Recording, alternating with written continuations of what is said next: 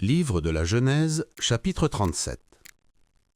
Jacob demeura dans le pays de Canaan, où avait séjourné son père. Voici la postérité de Jacob. Joseph, âgé de 17 ans, faisait paître le troupeau avec ses frères. Cet enfant était auprès des fils de Bilha et des fils de Zilpa, femme de son père. Et Joseph rapportait à leur père leurs mauvais propos. Israël aimait Joseph plus que tous ses autres fils, parce qu'il l'avait eu dans sa vieillesse, et il lui fit une tunique de plusieurs couleurs.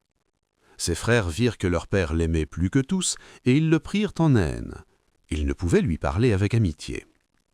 Joseph eut un songe, et il le raconta à ses frères qui le haïrent encore davantage. Il leur dit « Écoutez donc ce songe que j'ai eu. Nous étions à lier des gerbes au milieu des champs, et voici ma gerbe se leva et se tint debout, et vos gerbes l'entourèrent et se prosternèrent devant elle.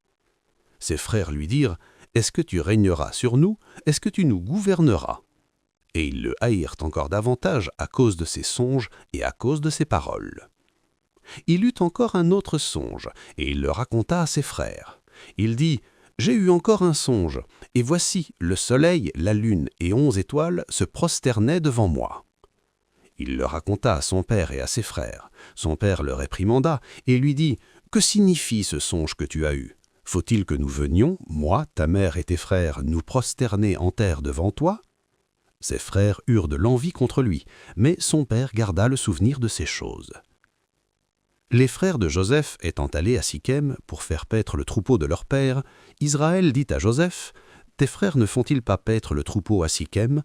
Viens, je veux t'envoyer vers eux. » Et il répondit « Me voici. » Israël lui dit « Va, je te prie, et vois si tes frères sont en bonne santé et si le troupeau est en bon état, et tu m'en rapporteras des nouvelles. » Il l'envoya ainsi de la vallée d'Hébron, et Joseph alla à Sichem. Un homme le rencontra comme il errait dans les champs. Il le questionna en disant « Que cherches-tu » Joseph répondit « Je cherche mes frères. Dis-moi, je te prie, où ils font paître leur troupeau. » Et l'homme dit « Ils sont partis d'ici, car je les ai entendus dire « Allons à Dothan. » Joseph alla après ses frères, et il les trouva à Dothan. Ils le virent de loin, et avant qu'il fût près d'eux, ils complotèrent de le faire mourir. Ils se dirent l'un à l'autre « Voici le faiseur de songes qui arrive.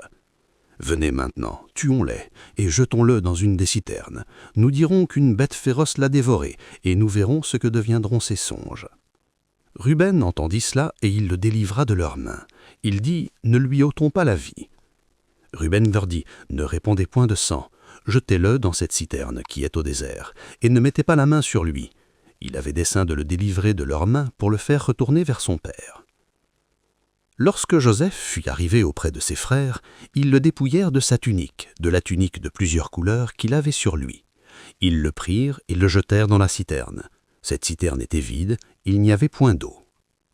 Ils s'assirent ensuite pour manger. Ayant levé les yeux, ils virent une caravane d'Ismaélites venant de Galaad. Leurs chameaux étaient chargés d'aromates, de baume et de myrrhe qu'ils transportaient en Égypte.